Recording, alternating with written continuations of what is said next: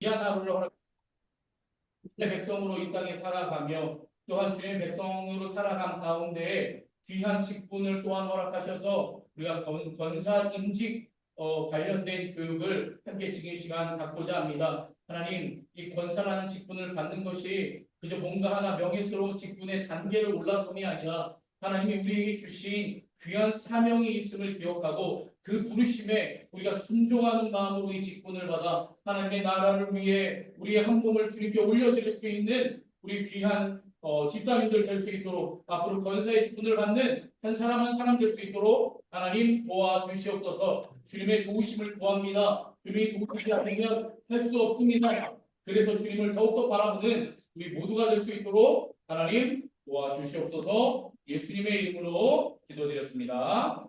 네. 저는 첫 번째 시간을 맡게 된 김용태 목사라고 합니다. 제가 원래 오늘 점심에 결혼식이 있었거든요. 근데 결혼식 때도 넥타이를 매지는 않았어요. 네, 사촌 동생이 하는 결혼식에 들어오시면 됩니다. 우리 서정원 집사님이었고요.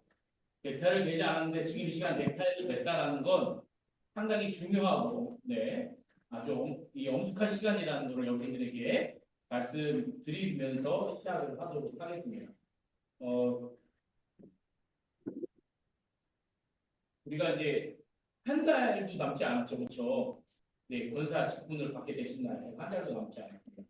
물론 이제 공식적인 건 아니지만 목사님께서는 저희 목회자들에게 말씀하시기를 조금 저희가 임직받는 날짜가 한 주 정도 연기될 수 있다라고 목사님이 말씀을 주셔서 아마 그 관련된 내용들이 내일 실행재직 개와 협력사협회에서 결정이 내일 오후에 될 것 같아서 한 주 연기될 수 있다라는 것을 염두에 두시기 바랍니다. 혹시라도 주변 가족분들에게 이제 저희 교회 분들이 아니되 권세 임직받는 것에 있어서 축하를 받기 위해 오시는 다른 분들이 있다면 혹시라도 한 주 연기될 수 있다라는 점을 생각해 주시고 생각해 주시면 좋겠습니다. 네, 오늘 첫 번째 시간은 이 권사의 직분이란데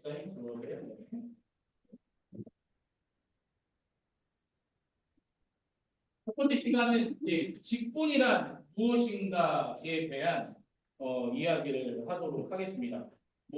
제 목소리 잘 들리시죠? 네, 이제 마이크를 안 쓰려고 해서 직분이란 무엇이냐? 우리 한번 에베소서 4장 에베소서 4장 11절에서 12절 말씀을 다 같이 한번 읽어보도록 하겠습니다. 시작. 어떤 사람은 사도로, 어떤 사람은 선지자로, 어떤 사람은 복음 전하는 자로, 어떤 사람은 목사와 교사로 삼으셨으니 이는 성도를 온전하게 하여 봉사일을 하게 하며 그리스도의 몸을 세우게 하려 하십니다. 네, 권사라는 직분을 받게 되겠지만 사람마다 하나님이 우리에게 주신 은사들이 전부 다르기 때문에 권사로서 동일한 일을 하시는 게 아니라 여러분들에게 만든 은사의 그 방향에 따라서 그 길을 향해 나아가시면 됩니다. 누군가에게는 그게 어떤 그런 식당 봉사가 될 수도 있고 어떤 분에게는 찬양대 봉사가 될 수 있고 어떤 분에게는 교사가 될 수 있겠죠. 근데 내가 권사가 됐다고 해서 너무 과다한 의욕을 방출하여서 나 이제 권사 됐으니까 이것도 할 수 있고 저것도 할 수 있고 그거는 사실은 아닙니다. 그거는 아니니까 너무 과다한 의욕을 펼치시면 쉽게 넘어질 수 있기 때문에 각자에게 맞는 부르심에 맞는 그 은사에 맞게 사역에 임하시게 되면 좋겠습니다. 오늘 총 5가지의 내용에 대해서 책을 보시면서 제가 이야기를 할 텐데 권사의 직무, 권사의 기본 자세, 성경 속에 나타난 영광스러운 권사의 모습, 권사의 직분에 대해서 영광스러운 직분이 어떤 권사의 어떤 모습인지에 대해서 총 5개의 목차를 가지고 여러분과 함께 시간을 갖도록 하겠습니다. 첫 번째 보시면 가로치고 제가 물론 이게 그냥 써놓긴 했지만 혹시 펜 안 갖고 오신 분은 없으시겠죠? 첫 번째 가로치고는 권사의 직분 첫 번째는 재직회 회원으로서의 직무입니다. 재직회 회원으로서의 직무를 여러분들이 감당하시게 될 겁니다. 장숙 집사님 거의 다 제가 쓰라고 말씀드렸습니다. 네, 그냥 쳐다보시는 게 아니고 펼치신 다음에 거기 가로만 쳐져 있기 때문에 쓰셔야 됩니다. 외우고 있는 중. 제가 그럼 끝나고 다 여쭤봐도 되겠습니까? 아, 네. 네, 저는 확실합니다. 네, 어. 쓰십시오. 재직회 회원으로서의 직무입니다.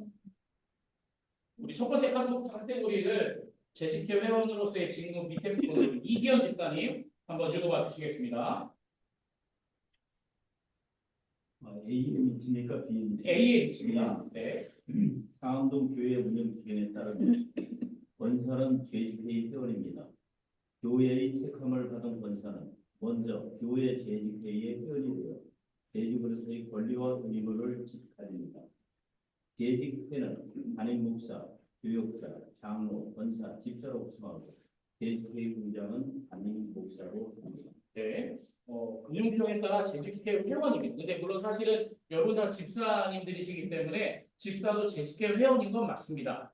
그런데 재직회는 뭐냐면 이제 우리가 하나의 구성원으로서 함께 교회의 모든 부분을 함께 의사결정을 하겠다라는 권리를 함께 갖고 있는데 우리 재직회로 모이겠습니다 하면 한 예배 오후 예배 끝나고 오후 예배 때 재직회 합니다 하면 한 저희 교회가 추석 작년이 한 800명이 넘는데 네, 그중에 재직회는 적어도 한 60, 70%는 되거든요. 근데 모이라고 하면 20%도 안 모이는 그 상황이 발생할 때가 있죠. 네. 근데 재직회 회원으로서 여러분들의 권리와 의무를 다하기 위해서 꼭 재직회에 무슨 일이 있다고 하시면 꼭 참석을 하셔야 되는 겁니다. 두 번째로 교회 사역자로서의 직무입니다. 두 번째는 교회 사역자로서의 직무입니다. 네, 장희숙 집사님 이 밑에 있는 글 읽어봐 주시겠습니다. 권사의 주요 사명은 교회 사역을 위한 각 부서 사역의 책임자로서 혹은 봉사자로서 각 부서 사역에 참여하는 일이며 교회를 세우는 일에 힘쓰고 책임지는 사명입니다. 또한 목회자를 돕고 교회를 돌보고 덕을 세우는 사역을 감당합니다. 내가 소속되어 있는 교회 부서 또는 희망하는 부서는 어디이며 그곳을 어떻게 아름답게 세워갈 수 있을까요? 그리고 나는 목회자와 성도를 어떻게 보좌하여 도울 수 있을까요? 네, 교회 사역자입니다. 우리가 사역자라고 하면 사실 목회자에게 국한돼 있다고 오해하는 부분이 있습니다.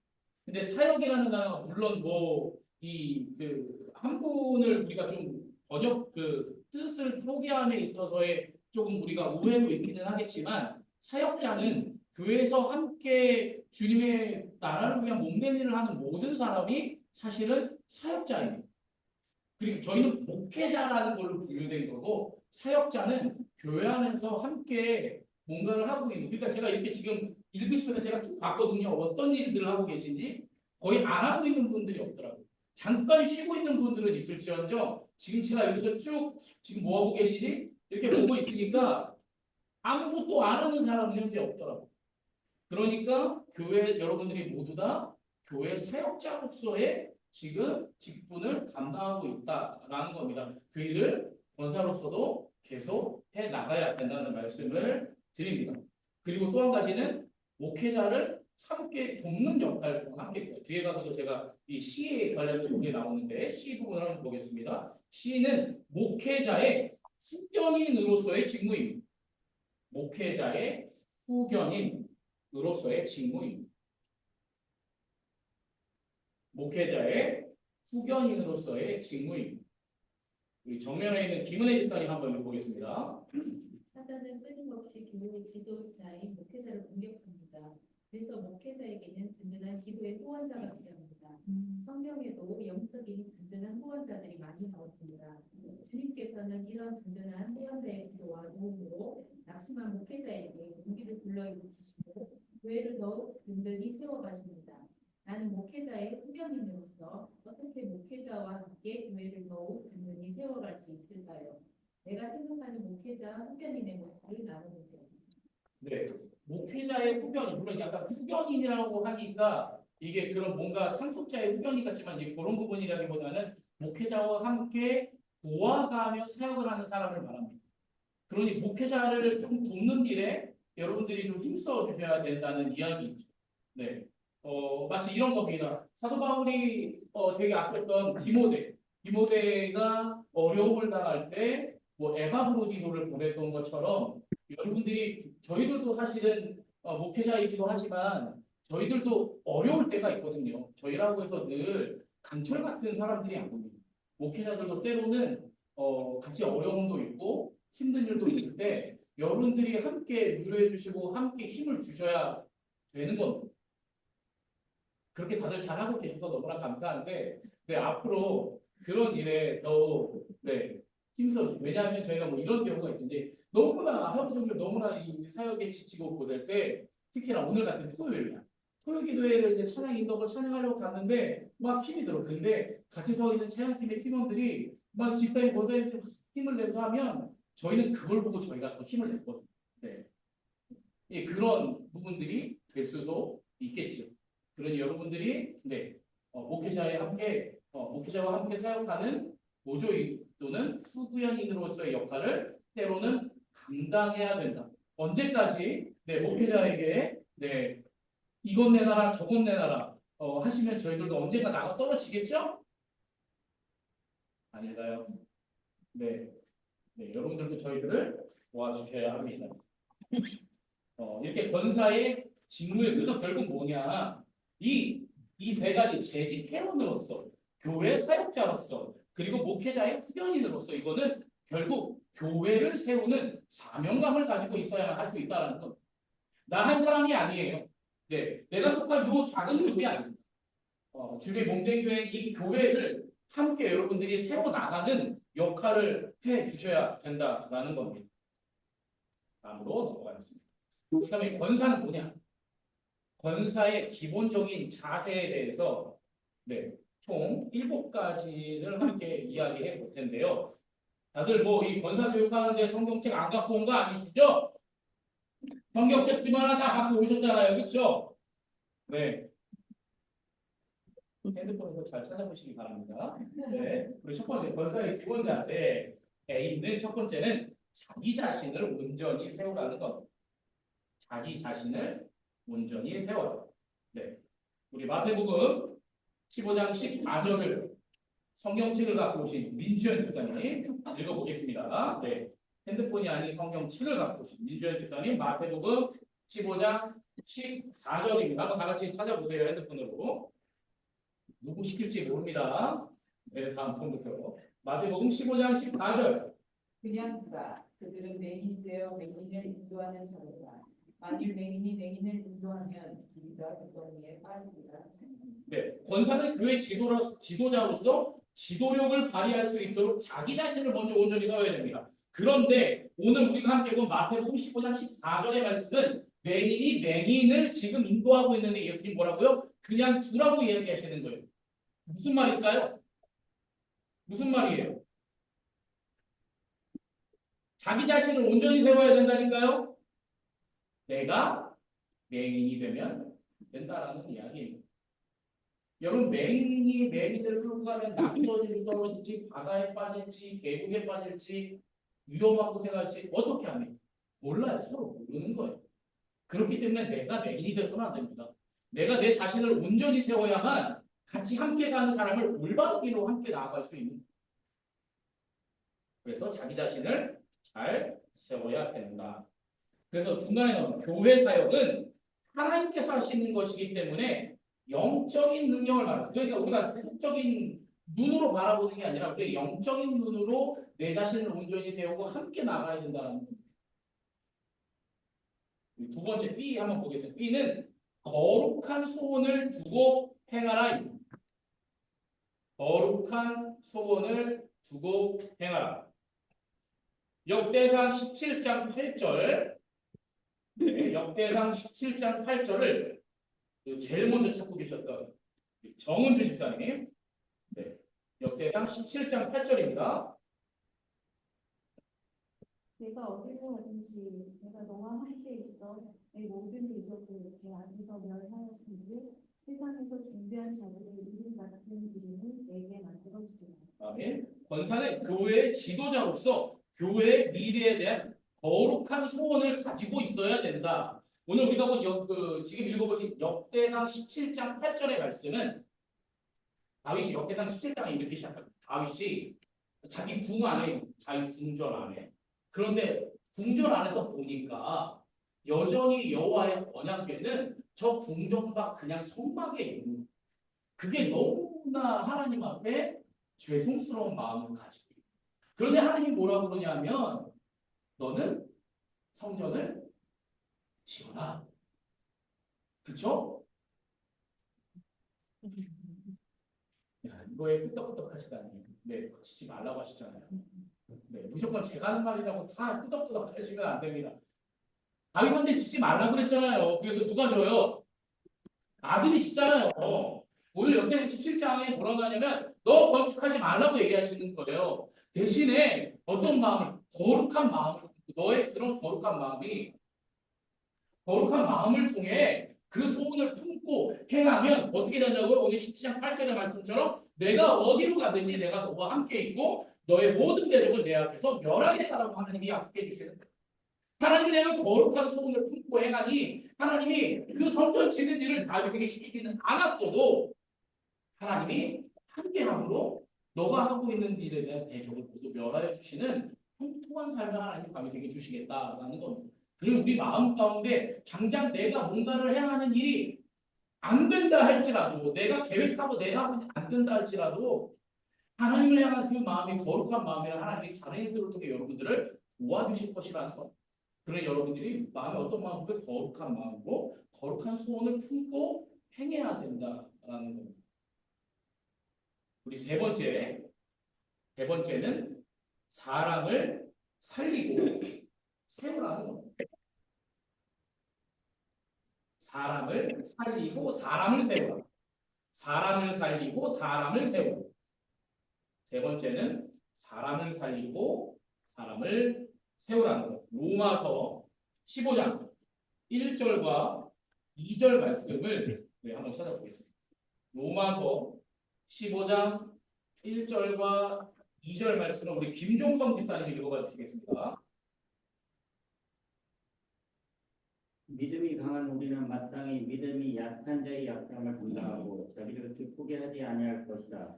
우리 각 사람이 이웃을 기쁘게 하되 선을 이루고 덕을 세우도록 할지니라. 아멘. 네. 예수님께서는 예수님의 십자가의 구원의 역사로 인해서 사람을 살리시는 일을 하셨고 그 일 이후에는 성령님께서 교회와 직분자를 세우는 사명을 감당합니다. 그래서 권사의 가장 중요하고 우선적인 일도 바로 사람을 살리고 사람을 세우는 일이어야 됩니다. 여기서 살리는 일은 뭐냐? 바로 영혼 구원을 이야기하고 세우는 일은 부족하고 연약한 사람을 성령의 마음으로 돕고 세우는 것을 말합니다. 그러니까 살리는 일은 때로는 우리 주변에 여전히 믿지 않는 사람들에게 구원의 복음을 전해야 되는 우리의 당연한 직무도 일이 있을 뿐만 아니라 세우는 일은 우리 공동체 안에 낙심한 자, 연약한 자들을 우리가 세워야 되는 일 또한 우리가 해야 된다. 사람에게 상처를 주고 낙심시키는 일을 해서는 안 된다.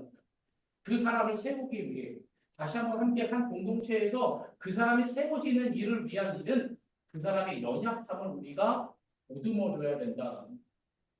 그래야만 그 사람이 세워집니다. 그 연약함을 공격의 용도로 사용해서는 안 됩니다. 그 사람의 그 연약함을 우리는 보듬어주고 살펴줘야 합니다. 그래서 로마서 15장에도 뭐라고 그래요? 우리는 마땅히 믿음이 약한 자의 약점을 담당하고 약점을 담당하는 그 사람의 약점을 우리가 안아줘야 된다는 것을 이야기하고 있습니다. 우리 네 번째 다음 장으로 넘어가겠습니다. 네 번째는 교회를 온전히 세우라는 교회를 온전히 세우. 교회를 온전히 세우. 에베소서 4장 12절 말씀을 찾아보겠습니다. 에베소서 4장 12절 말씀. 네. 4장 12절 말씀을 우리 서정은 집사님이 읽어보겠습니다. 이는 성도를 온전하게 하여 범사의 일을 하게 하며 그리스도의 몸을 세우려 하십니다. 네, 그리스도의 몸을 세운다는 게 뭐죠? 뭡니까? 그리스도의 몸은 바로 교회의 머리는 그리스도시고 그리스도의 몸인 교회를 우리가 세워 나가야 돼요. 그래서 권사의 섬김의 최종 목표는 그리스도의 몸인 교회를 세우는 것입니다. 그러기 위해서는 겸손한 섬김이 필요하고 섬김이 필요해요. 봉사를 내가 다 독점하는 것이 아니라 다른 일을 통해서도 교회가 세워진다는 걸 우리가 인정해야 해요. 이 일을 내가 계속하고 있으니까 이 일은 나 아니면 안 돼라는 생각을 우리 버려야 된다. 내가 교사를 10년, 20년 했는데 이 부서는 나 아니면 안 돼. 그 생각을 우리는 사실은 좀 벗을 줄 알아요. 그렇다고 해서 작년 10년 교사했는데 난 목사님 하지 말라는 보다 난 내년에 하지 말아야지. 이게 아닌 거예요. 이게 아니라 때로는 우리에게는 교회를 세우는데 지금 아닐 수 있다. 무엇을 통해서 우리가 다른 일에도 우리가 섬김의 자리에 우리가 나타날 수 있어야 된다는 거예요. 내가 20년, 30년을 했으니 이 일이 나에겐 천직이야. 성경에 어디에 써 있나요? 그렇게 하면 천직이라는. 저는 늘 그걸 얘기해요.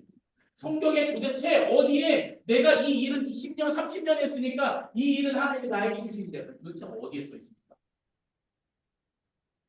써 있지 않아요. 네.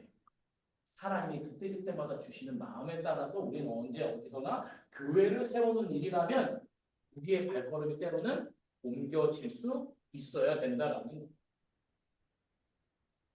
그래서 그렇게 그리스도의 몸이 세워지는 대부분 다 어떤 그런 분들이 있어요. 여러분들이 하는 말이야. 이 일은 이 일은 나니까 라고 하는 분들이 있어요. 네, 절대로 그렇지 않습니다. 네. 하나님은 그렇게 일하시지 않습니다. 그런 교만을 언제가 분명히 무너뜨리시고 또 다른 사람을 통해 더 놀라운 은혜를 하나님 주실 때가 훨씬 더 많아요. 제가 다른 교회에서 그것들을 너무나 많이 경험했어요. 네? 나면 안 되라는 생각을 우리는 버릴 수 있어야 됩니다. 다섯 번째로 행함과 진실함으로 일하라. 행함과 진실함으로 일하라. 요한일서 3장 18절 말씀을 요한일서 3장 18절 말씀을 우리 원용철 집사님 요한일서 3장 18절 말씀. 그러나 우리가 말과 행동만 사랑하기 말고 행함과 진실함으로 하자. 네, 행함과 진실함이 얼마나 중요한지를 이야기합니다. 여기서 그 전에 뭐예요? 우리가 말과 혀로만 사랑하지 말라는 게 무슨 말이냐면 그렇게 누구나 다 말할 수 있어요. 아우 이렇게 해서 우리 자매 사랑합니다. 사랑하고 축복합니다. 우리가 그런 이야기를 우리 입술로는 얼마든지 할 수 있는데 과연 그 사랑이 진실된 사랑이었느냐? 근데 사실 그 진실된 사랑이라는 건 금방 표현하게 되어 있습니다. 네. 정말 이 사람이 날 사랑하는지, 정말 사랑으로 그런 이야기를 한 것인지, 아니면 그냥 교회니까, 같은 집사니까, 교회 한 공동체니까 의뢰 그냥 던지는 말이었는지, 그 말은 사실은 그 행동으로 분명하게 나타나게 되어 있습니다. 그래서 중요한 건 뭐예요? 진실해야 된다. 그렇다고 해서 여러분들이 거짓을 말하고 있다고 하진 않겠습니다. 거짓말을 한 적은 없으니까요. 그렇죠? 대답하시지 않으면 전 거짓말 하고 얘기하겠습니다. 거짓말 한 적은 없으시잖아요. 그렇죠? 자꾸 문을 열었다가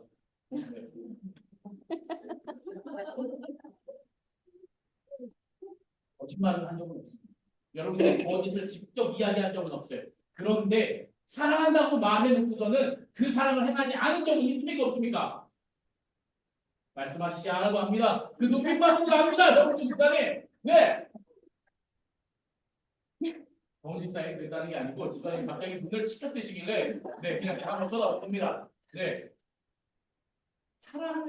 사랑한다 우리 어떤 다른 거짓말을 한 적은 없지만 우리가 그것을 진짜 이 사랑은 사랑함을 위한 행동을 우리가 얼마나 해왔는가를 우리가 생각해 보면 사실 주님 앞에 그렇게 떳떳하지 못하다는 그거는 사실 저도 마찬가지예요. 제가 목회자로서 사역을 하면서 더 사랑해야겠다라고 생각하지만 제가 사부 예배 들으시는 분들 알 거예요. 가끔 제가 찬양으로 하다가 울컥울컥 할 때가 있어요. 네. 뭐 한 가지 예를 들면 저희 아시는 거예요. 하득동 권사님이라고 있어요. 정말 오래되신 분이 아마 분들도 다 보시는 것 같은데 하득동 권사님은 지금 80 거의 90 가까운 권사님 한 분 계시거든요. 오명락 장로님이 저에게 오실 때 그 중앙교에서 같이 오신 분이세요. 지금은 옛날에 아니고 머리가 지금 다 완전 백발이시거든요. 근데 제가 가끔씩 전화드리고 그러고 하는데 이분뿐만 아니라 가끔 제가 이제 맨 앞에 들 앉으시는 우리 신기수 집사님, 박순영 장로님, 권사님들 생각이 안 나요. 박순영 장로님이랑 아우 바보 진짜. 그 있어요. 근데 이렇게 가끔 이렇게 그분들이 찬양을 열심히 하시고 막 특히 이기 권사님도 발바닥에 그게 가셔서 한 5주 6주 못 나오셨거든요. 근데 딱 첫 주에 딱 이제 발바닥이 다 안 났는데 딱 앞에 앉았는데 제가 왜 그분들을 왜 울컥했냐면 내가 저분들을 더 사랑하지 못했구나. 나는 그 마음이 그 찬양 인도할 때 그 마음이 제 가슴을 탁 때리더라고요. 그런 우리 어르신들이 그 몸을 끌고 예배를 나와서 찬양을 하고 기도를 하는 모습을 볼 때 제가 내가 저분들을 더 사랑하지 못하면 참 내 자신 스스로에게 참 많은 질타를 했던 여러분 그런 마음이 우리 안에도 있어야 돼요. 진실함으로 그들을 사랑하고자 하는 것.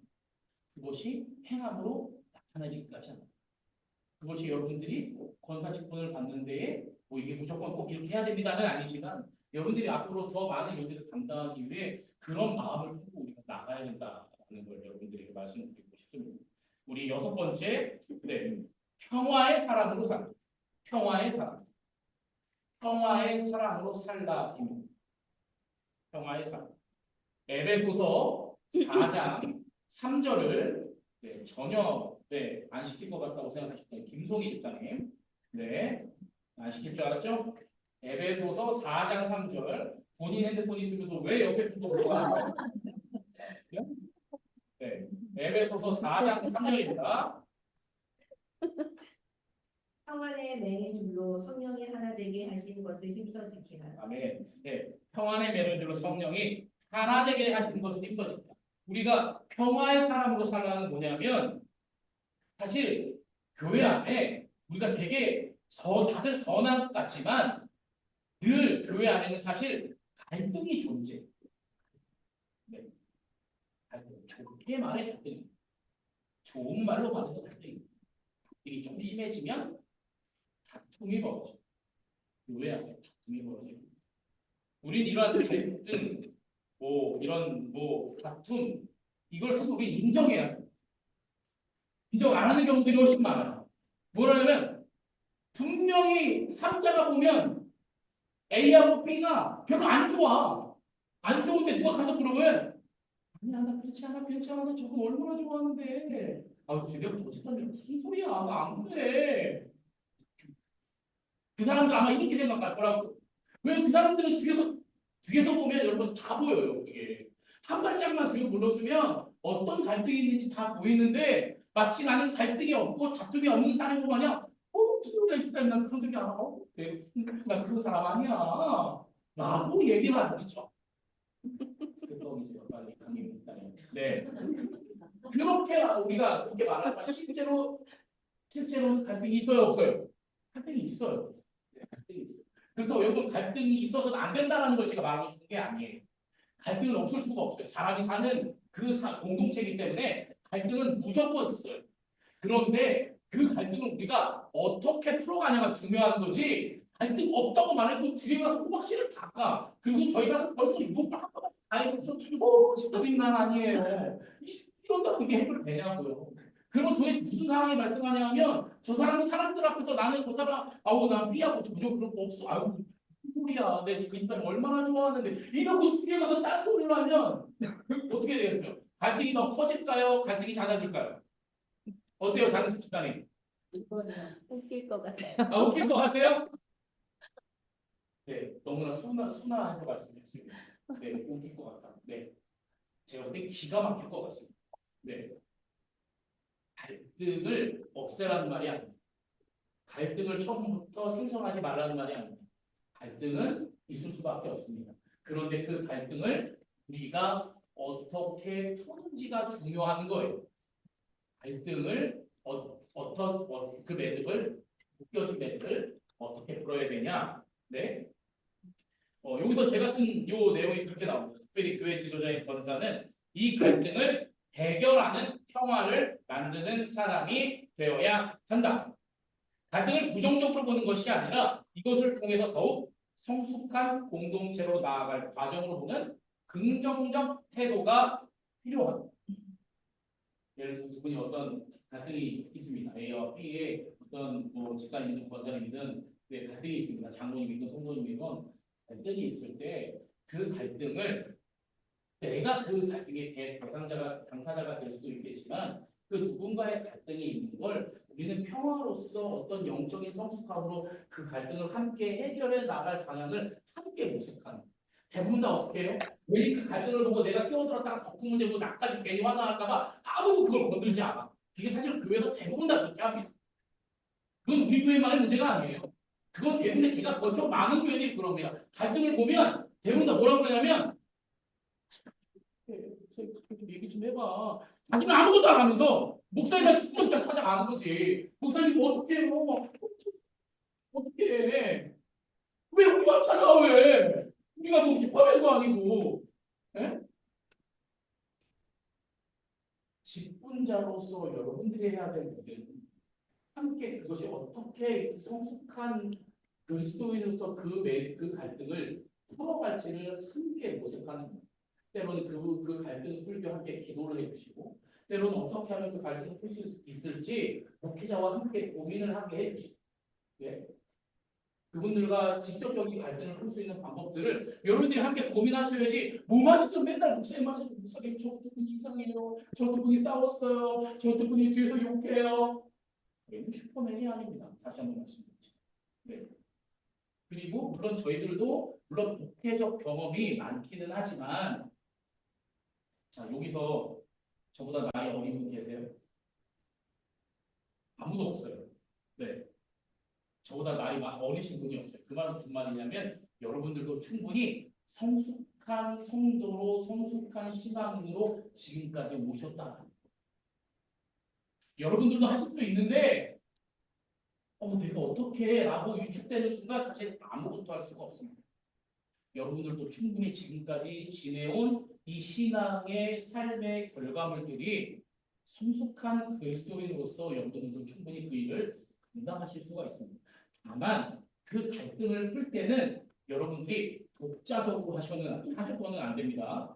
김용태 목사님이 성숙한 그리스도인이니까 하라고 했어. 내가 해야지. 네. 저희와 상의를 통해서 함께 하시는 거지 여러분들이 독자적으로 하셨다가는 조금 더 다른 문제를 낳을 수 있기 때문에 여러분들이 어떤 생각과 영적인 마음을 품고 목사님 이런 문제가 있는데 이렇게 하면 어떨까요? 함께 풀어나가시는 그것이 함께 평화의 사람으로서 교회를 함께 살려나가는 성숙한 그리스도인의 모습이 된다라는 겁니다. 마지막 7번째입니다. 거룩하게 쓰임받으라. 거룩하게 쓰임받으라.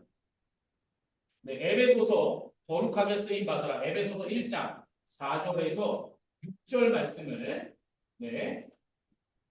열심히 찾고 계신 이진경 목사님 읽어보겠습니다. 에베소서 1장 4절에서 6절 말씀입니다. 안 찾으시는 분이 있는데 바로 시킵니다. 핸드폰도 안 찾으시는 분. 에베소서 1장 4절에서 6절 말씀. 이지경 목사님.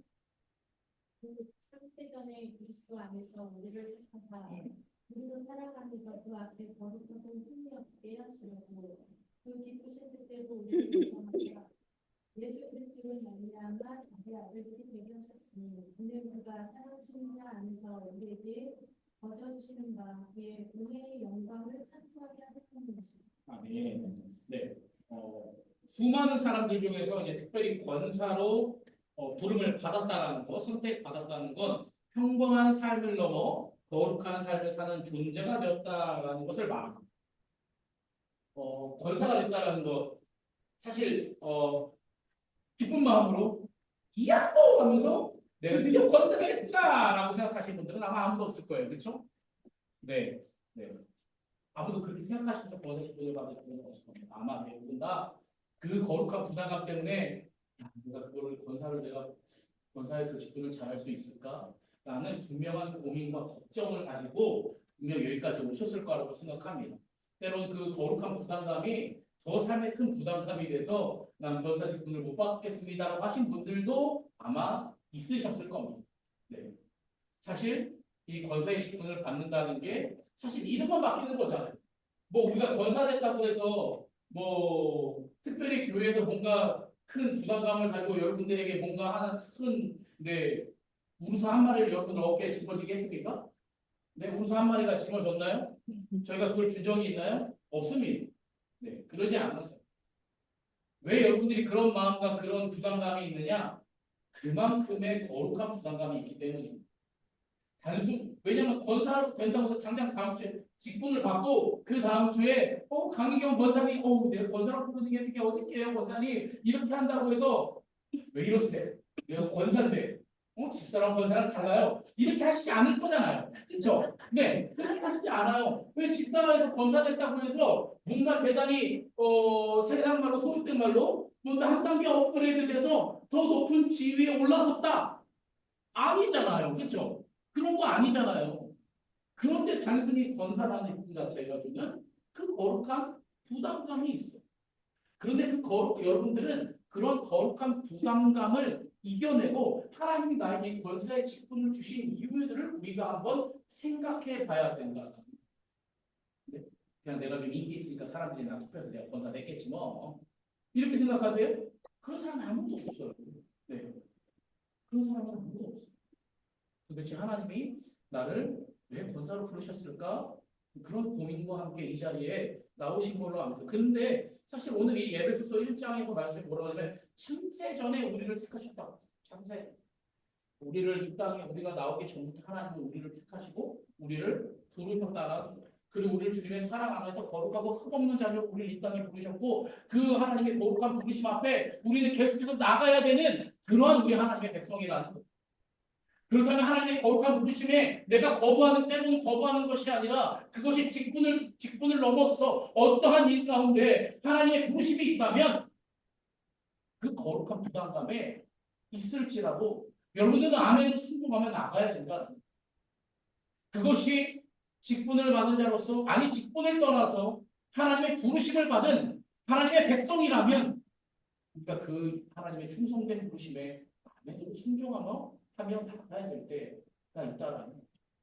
그것이 여러분들에게는 지금 권사의 직분을 받은 그 부르심일 수도 있다는 겁니다. 물론 부담 엄청 되시겠죠. 네. 왜 모르겠습니까? 저도 물론 비슷하겠지만 저도 10여 년 전에 훨씬 10여 년 전에 10년 전 이상의 목사 안수를 받을 때가 생각이 나요. 네, 목사 안수를 받을 때. 제가 사실 목사가 되려고 신학교를 간 게 아니었기 때문에 목사를 하겠다, 목회자로서 부르심을 받았다 이런 마음으로 신학교를 가던 사람이 아니었기 때문에 사실 군대 갔다 와서도 엄청난 고민을 하고 있었어요. 내가 목회자로 계속 가 이런 마음을 가지고 기도하며 있었어요. 근데 이제 물론 이제 어떤 부르심이 있었기 때문에 제가 여기까지 왔겠죠. 그런 거룩한 부담감과 어떤 거룩한 부르심에 여러분들이 때로는 그 부르심에 순종하며 나가야 돼요. 거룩하게 쓰임 받는 데에 주저하지 말고 그 일에 아멘으로 순종하며 나가야 될 때가 있다는 거예요. 여러분들 아멘할 준비 되어 계십니까?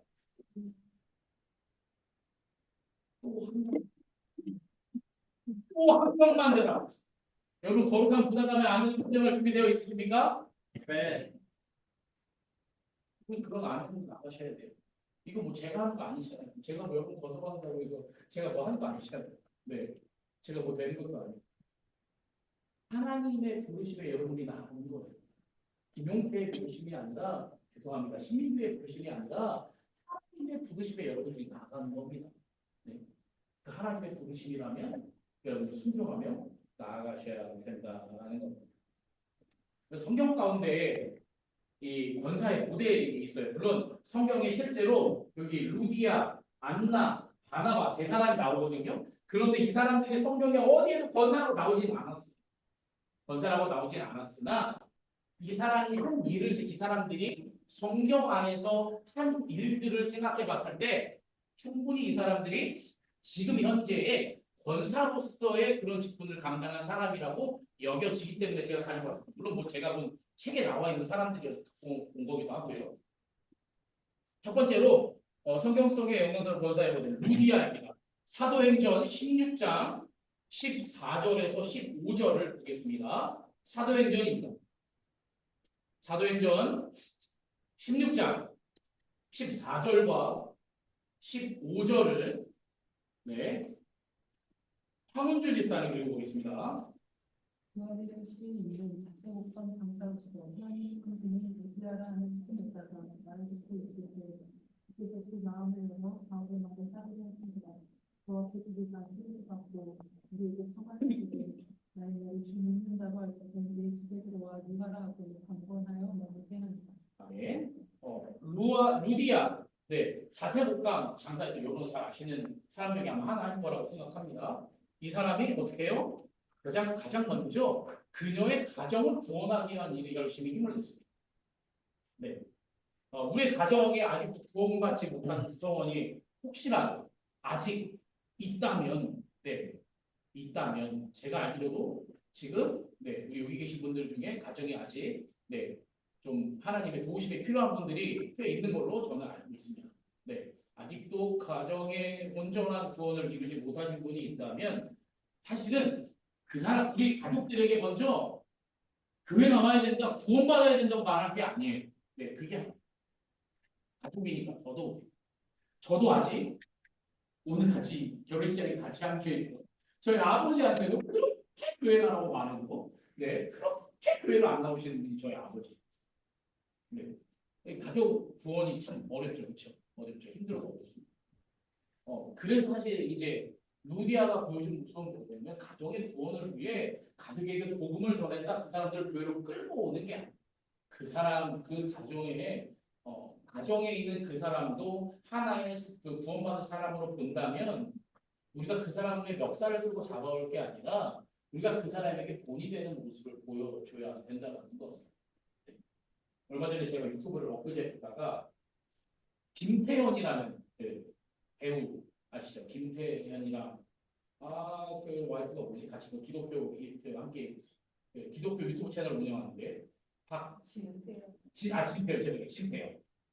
진태현 박신 그분들이 제가 알기로는 지금 저기 베이직교회에 나가는 걸로 알고 있는데 그 진태현 씨가 얼마 전에 유튜브 그냥 보다가 어떤 짤을 추출을 받으니까 뭐라고 그러냐면 진태현 배우는 어느 그 드라마 현장에 어떤 촬영 현장에 가도 자기는 꼭 새벽 예배를 본교회로 나간다고 합니다. 그런 새벽 예배를 나가요. 근데 아무리 모르고 새벽 예배를 나갔는데 하루는 너무 강원도 산불장을 갔는데 새벽 예배를 나가려고 했더니 새벽 예배를 못해도 그 새벽에 최소 2시간은 차를 가지고 가야 새벽 예배를 드리고 오는. 근데 본인은 새벽 예배를 드려야겠다는 하나님께 드리는 사명이 있어서 그 새벽 예배를 너무 사랑하는 마음에 그 2시간, 왕복 4시간이죠. 그 시간을 늘 촬영장에서도 그걸 해왔다는. 그랬더니 안 믿는 함께 촬영하는 다른 배우 선후배들이 뭐라고 그러냐면 진태현 씨에게 그래요. 이걸 슈체다. 내가 너를 보니 정말 하나님이 살아계신 것 같다. 라고 이야기를 진태현 씨가 들었대요. 그 이야기. 이거예요. 우리 가족을 구원하기 위해 어떤 사람을 구원하기 위해 교회가 구원받아야지 예수 믿어야지가 아니라 여러분들이 본이 되는 모습을 보여 그 사람이 함께 가죠. 아마도 제가 저희 아버지에게 구원이 안 된다고 제가 저희 아버지에게 아직 구원이 안 된다고 봅니다. 그러면서도 꼭 친구들 만나시면 우리 아들이 목사라고 얘기는 왜 하시는지 모르겠어요. 본이 되는 모습이 되어야 함께 구원받는 데에 도움이. 여러분들이 그렇게 바가지 긁고 잔소리하고 하는 순간 전사들이 똑같네요. 이런 소리 들으시면 되겠습니다. 네. 권사라고 별거 없네. 이런 소리 들으시면 안 되죠. 여러분들의 신앙적 본이 되는 모습, 그게 바로 유리아의 모습이었습니다. 두 번째로 성경 속 영광스러운 권사의 모델,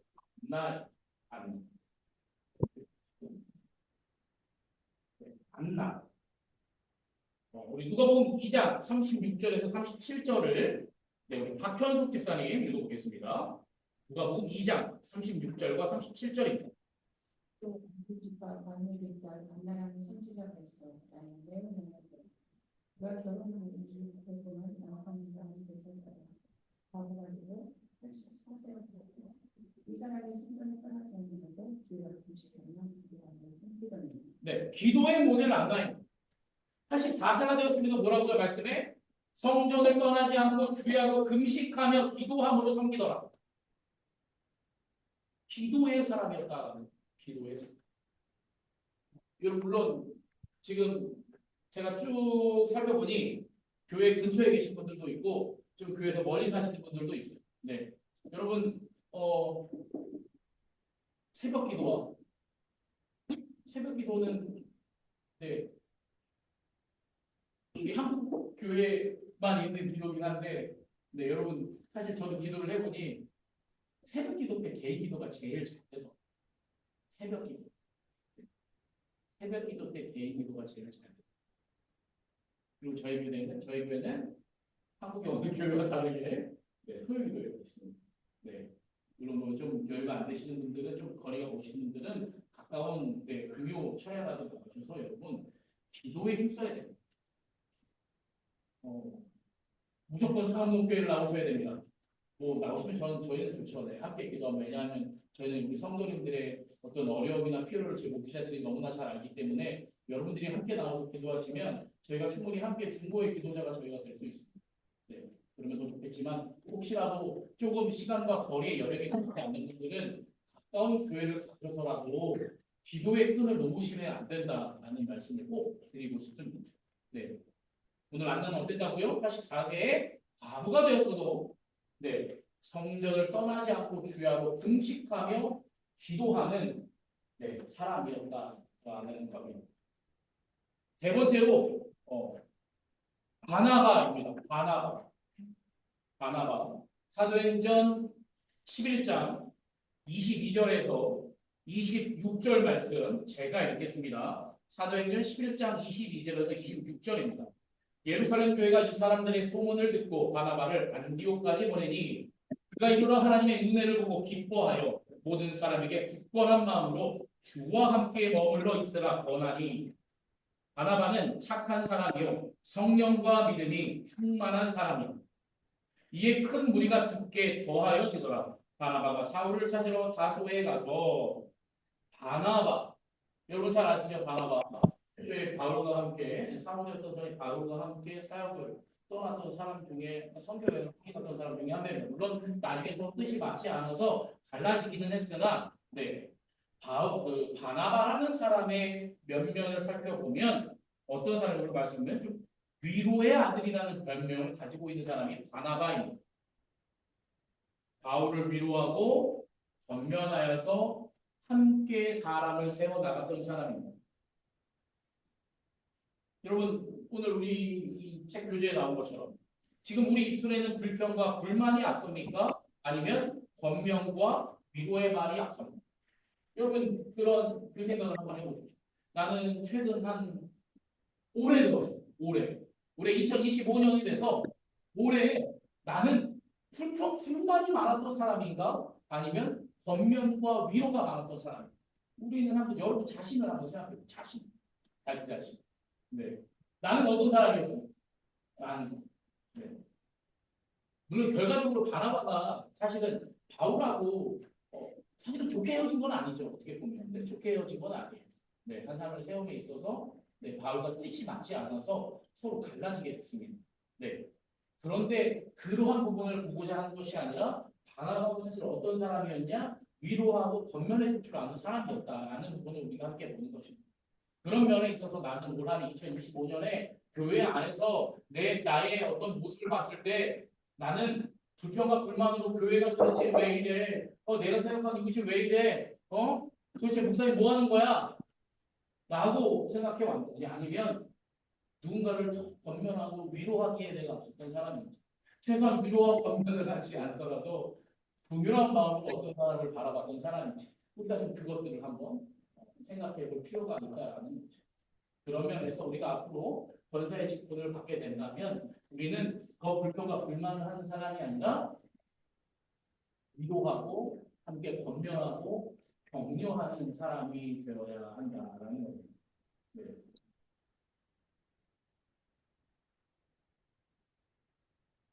하실 수 있겠죠? 네. 감사합니다. 대답을 한 분명히 해주셔서 여전히 다 하는 분이 있어요. 네, 강희영 집사님. 네, 감사합니다. 대답해 주셔서. 네. 자, 우리 권사의 직분에 이제 거의 다 달았습니다. 네. 우리 첫 번째 권사의 직분. 교회와 직분입니다. 교회와 직분입니다. 디모데후서 2장 4절을 네. 지금 보니까 우리 이보현 집사님. 네. 디모데후서 2장 4절. 디모데후서 2장 4절입니다. 병사로 근무하는 자는 자기 생활에 의미 있는 자가 하나도 없나니 이는 병사로 모집한 자의 직분자. 네, 그렇습니다. 병사로 복무하는 자는 자기 생활에 얽매이지 않고요.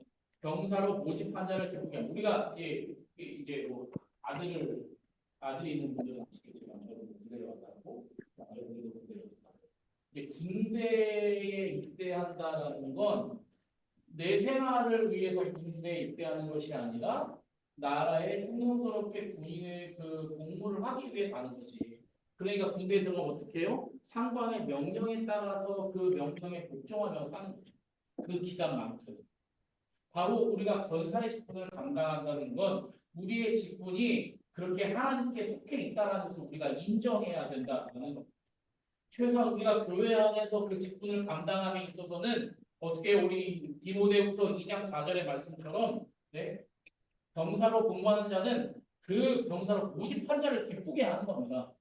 하나님이 우리를 부르셨다면 하나님의 부르심에 기쁘게 우리가 나가야 된다는 거죠. 직분을 받는다는 것은 어떤 명예나 권리를 행사를 위한 것이 아니라 도리어 교회 머리 대신 예수님의 목적을 따라 교회를 위하여 짐을 지는 것이고 부르심에 순종하여 자신을 드리는 헌신의 자인 것입니다. 그게 직분을 받는다는 것의 의미를 가지고 있습니다. 두 번째로 직분에 대한 기본 이해가 필요합니다.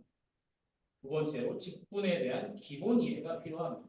우리 베드로전서 4장 10절 한번 말씀을 보겠습니다. 베드로전서 4장 10절입니다. 정현주 집사님 읽어보겠습니다. 은사를 받은 대로 하나님의 여러 가지 은혜를 맡은 선한 천직이 같이 서로 봉사한다. 네, 우리가 직분에 대한 기본 이해는 뭐냐면 오늘 이 베드로전서 4장 10절의 말씀처럼 각각 받은 은사가 다 다르다라는 거예요. 다 동일하지 않습니다. 권사니까 다 똑같아 아닙니다. 권사의 직분을 받았다고 하지만 각자에게 하나님이 주신 은사는 전부 다 다르다는 걸 이야기하고 있습니다. 그런데 다만 오늘 말씀처럼 베드로전서 4장 10절의 말씀처럼 하나님의 여러 가지 은혜를 맡은 선한 청지기 같이 서로 봉사합니다. 청지기가 뭡니까? 맡은 자예요. 맡은 자. 잠시 맡은 자. 네. 주인이 뭔가를 맡겨줘서 그거를 맡아서 일하는 사람이 청지기. 하나님이 여러분에게 권사의 직분을 맡겨주신 그 맡겨주심에 대한 기본적 이해를 가지고 나에게 부르신 그 은사에 맞게 우리가 충성스럽게 병사된 자로 복무하는 기본적 이해를 가지고 우리가 그 직분을 책임을 다해 다하게 되는 것입니다. 사실 여기 제가 써놓은 글처럼 사실 한국교회를 어떻게 보면 지금까지 한국교회가 이렇게 성장할 수 있었던 건 어떻게 보면 바로 직분자들의 열심이라고 할 수 있습니다. 네, 직분자들의 열심. 네, 한국 교회가 한 80년대 초반, 70년대 후 80년대 초반, 뭐 사실 조용기 목사님 그때는 거의 대부분 많은 그런 부흥의 그 역사들을 이끌어냈지만 그 이후에 많은 교회들의 부흥이 일어나면서 90년대, 2000년대에 이르기까지 많은 교회들이 폭발적으로 부흥할 수 있었던 데에는 물론 목회자들의 역할도 있었지만 목회자들과 함께 사역했던 직분자들의 헌신이 결정적인 역할을 할 때가 꽤 많았다라는 거죠. 그 사람들이 함께하지 않았다면 그렇게까지 그런 부흥을 이끌어내지 못했을 것이라고 저는 목회자지만 단언코 말씀드릴 수 있습니다. 함께 직분자가 함께 일한 것이 목회자 혼자 한 것이 아니라 함께 동역한 사람들이 그 일을 함께 감당해 주었기 때문에 가능했던 일입니다. 그런데 반면에 직분을 권력과 명예, 계급으로 생각하고 교회에 많은 문제를 일으킨 것도 역시 사실은 직분자라고 많이 말할 수 없습니다. 어떤 권사라는 직분을 받는 것이 계급을 받는 것이 아닌 거죠. 단지 이것은 제가 여러 번 오늘 사실 말씀드리지만 하나님이 우리를 부르심에 따른 직분의 차이입니다. 네.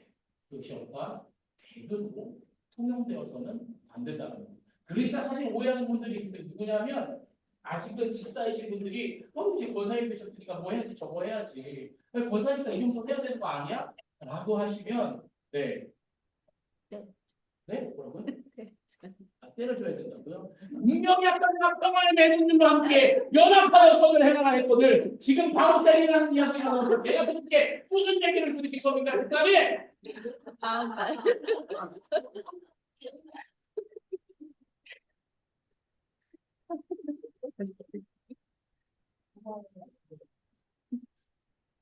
아니 장난스럽게 얘기하신 건 아니지만 분명히 그럴 수 있어요. 여러분 아마 그런 저는 충분히 이런 일이 있을 거라고 저는 예감을 하고요. 괜히 그런 말에 여러분들이 상처받지 마시라고 이런 얘기를 하는 거예요. 분명히 여러분들이 다음 달에 권사 직분을 받으면 근데 권사님인데 이런 거 해야지 이 정도 해야 되는 거 아니야? 라고 분명히 얘기하실 분들이 없을까요? 네, 있어요. 분명히 있어요. 그런데 그런 거에 네 여러분 상처받지 마십시오. 네 속으로 생각하십시오. 무시야. 네, 장난입니다. 네, 여러분들 그런 말에 너무 상처받거나 낙심하지 마시고, 네, 그냥 하나님 부르신 거지 이 사람이 날 부르신 게 아니니까 그냥 하나님의 부르심에 인정하다 된 다음에 우리 정훈이는 허리가 많이 아프고 디스크가 안 좋으셔가지고, 네, 네, 좀 앉았다 일어났다 몇 번 하셔야 돼요. 네. 그리고 여러분 각자 은사 받는 데로 가는 겁니다. 네, 이런 측면에서 제가 한 가지 말씀을 드리면 권사가 되시면 오후 예배 기도자에 포함되셔야 된다는 거. 네, 오후 예배 기도자 포함되셔야 된다는 거. 네, 분명히 말씀드립니다. 제가 전화했는데 권사님 다음 달 오후 예배 기도 들어가셔야 됩니다라고 했는데 목사님 저 오후 예배도 안 드리는데 무슨 제가 오후 예배 기도를 들어가요. 네, 이렇게 말씀하시면 안 됩니다. 네, 권사의 직분에는 이러한 사역에 동참하고 함께 하셔야 된다는 거. 미리 말씀드렸습니다. 제가 언제 전화드릴지 몰라요. 오히려 기도 담당이시라고. 네. 마지막 세 번째, 교회 직분자의 직분 의식이 필요한 직분 의식. 에베소서 4장 11절 말씀도 우리가 아까 처음에 봤던 말씀인데요. 제가 읽어보겠습니다. 에베소서 4장 11절에서 12절 제가 읽어보겠습니다. 그가 어떤 사람은 사도로, 어떤 사람은 선지자로, 어떤 사람은 복음 전하는 자로, 어떤 사람은 목사와 교사로 삼으셨으니 이는 성도를 온전하게 하여 봉사의 일을 하게 하며 그리스도의 몸을 세우게 하려 하십니다. 네, 이 직분 의식 이것이 나에게 주는 의미가 무엇인가를 우리가 생각해봐야 되는데 그것이 바로 오늘 우리가 함께 이야기하고 있는 권사라는 직분에 대한 의식을 우리가 갖고 있어야 된다. 그런 면에서는 여러분들이 더 사실은 마음가짐과 몸가짐을 더 조금 더 살필 필요가 있다라는 거죠. 이게 무슨 집사에서 권사 되는 게 계급장 하나 올라가는 건 아니지만 다만 여러분들이 그 직분에 맞는 여러분들의 겉모습도 충분히 필요하다. 그것이 바로 직분 의식에서 나타나는 모습이 될 것이다. 네. 그렇다고 해서 여러분들에게 무슨 뭐 주일마다 옷을 꼭 빼입고 정장을 입으시고 나오시면 이 말을 드리는 게 아닙니다. 네. 여러분들의 행동과 말에서 여러분들의 직분 의식이 나타나게 되어 있다는 것을 생각해 보시면 좋겠습니다. 네, 마지막으로 영광스러운 직분, 그 권사의 어떤 역할을 감당하게 되는지, 네, 첫 번째로는 목회 보조자의 역할을 감당하는 직분입니다. 목회 보조자의 역할을 감당하는 직분입니다. 로마서 16장 1절과 2절 말씀을 지금 안 읽으신 분 있나요? 네, 우리 강희경 목사님 로마서 16장 1절과 2절을 한번 읽어보겠습니다. 내가 갱그레아 교회에 있는 오기 전에 예배를 너희에게 추천하노니 너희는 주 안에서 성도들의适当한 예정으로 그를 영접하고 무엇이든 그에게 수용되는 바를 도와줬으니 이는 그가 여러 사람과 나의 보호자가 되었습니다. 네, 우리 베베라는 우리 성경에 나오는 갱그레아 교회 일꾼. 이 친구는 목회자를 돕는데 아주 충실했던 사람 중에 한 사람이었다라는 겁니다. 사실 이 권사제도는 감리교회에서 처음 나오게 됐습니다. 사실 성경에 권사제도에 대해서 나오지 않습니다. 여러분 아시는 것처럼 사도행전에 7 집사의 첫 시작이 있었고요. 네, 물론 이제 장로는 어디서 나왔냐 하면 사실은 이제 너무 깊숙이 들어야 되기 때문에 거기까지 말씀드리지 않겠습니다. 그냥 우리가 알고 있는 성경적인 것으로는 장로라는 직분. 그때 사실은 이제 장로가 지금의 장로는 아니었습니다. 여러분 오해하시면 안 되고 지금의 장로가 성경에 나온 그 장로냐 그건 아닙니다. 이제 그때 이 성경에 나왔던 장로는 목사를 이야기하는 것이었습니다. 그리고 나중에 이제 7 집사를 집사의 직분이 나왔는데 권사는 사실 성경의 직분으로 나오는 직분은 아닙니다. 권사는 1740년대에 존 웨슬리가 사역을 했을 때 좀 교회 부족한 사역들을 보충하기 위해 처음 만들어진 직분이 권사입니다. 그러니까 많은 분들이 오해하세요. 권사가 장로교에서 시작됐다고. 아니요. 장로교회도 원래 권사가 없었습니다. 네, 장로교회도 권사가 없었습니다. 제일 처음 시작된 곳은 감리교회에서 권사 직분이 시작됐습니다. 이 권사의 직분은 권하는 자라는 의미의 권사 직분은 초신자들을 신앙적으로 권고하고 돌보고 위로하는 등 평신도 목회자 역할을 감당하고 더 나아가 성도들을 신방하고 위로하고 돌보는 역할을 감당하는 목회자 보조자의 역할을 감당했던 사람이 바로 권사의 직분을 받았던 사람들입니다. 우리 로마서에 나오는 사람처럼 베베라는 사람처럼 목회자들을 도와서 함께 사역했던 사람. 네, 그래서 목회자들을 여러분이 함께 도와서 사역한다는 것을 절대로 잊으셔서는 안 됩니다. 함께 돕는 겁니다. 네, 함께 돕는 겁니다. 네. 목회자가 하는데 숟가락을 얻는 게 아니고, 숟가락을 얻는 게 아니고 함께 사역을 해 나가는 것입니다. 여러분들이 또 아까도 말씀드렸지만 여러분들의 독자적인 사역도 때로는 위험할 때가 있습니다. 네, 꼭 목회자와 함께 상의를 하시고 함께 하셔야 돼요. 그거는 여러분들의 판단에 맡기겠습니다. 네, 여러분들의 기도와 여러분들의 말씀을 통해 여러분들이 하나님이 은혜를 주시면 여러분들의 그 상황 판단에 맡겨서 여러분들이 사역하는 일에 열심을 다해 주시면 좋겠고요. 우리 두 번째, 섬김의 상징인 영광스러운 직분입니다.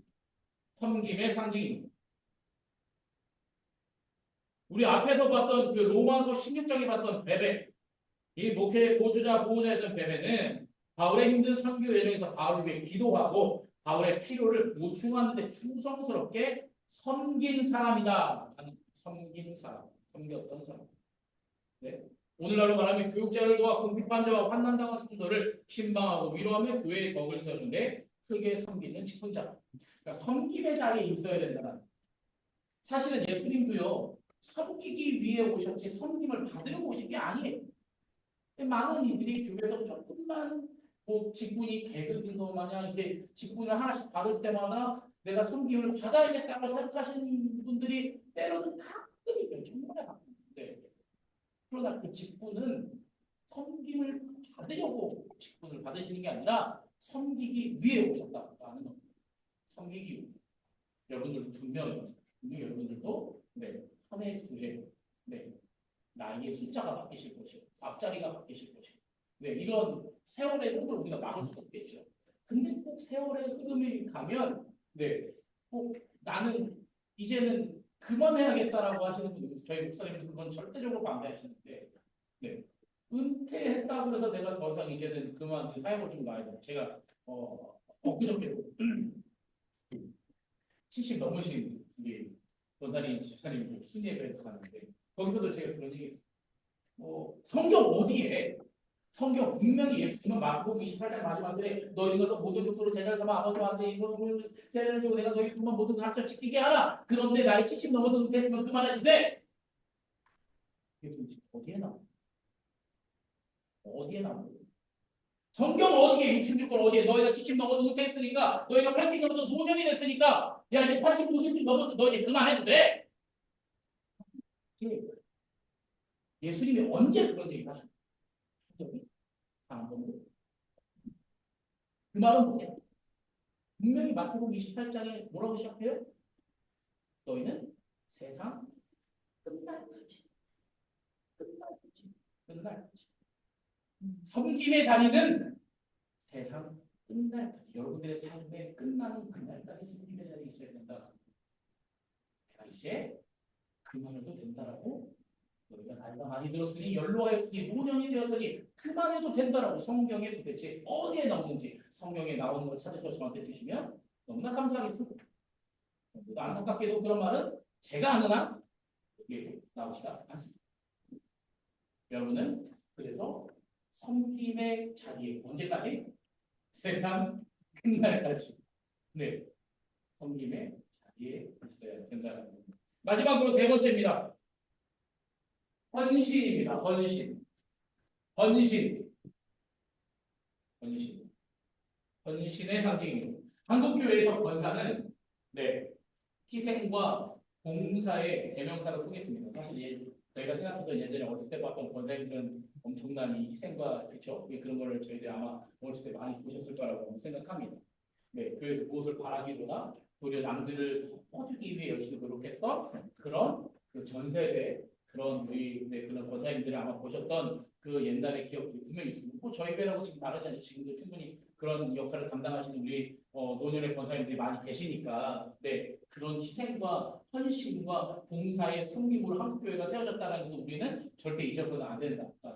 그렇다면 우리도 역시 그 일들을 감당함에 있어서 헌신의 자리에 여러분들이 나서야 됨을 말씀드리고 싶습니다.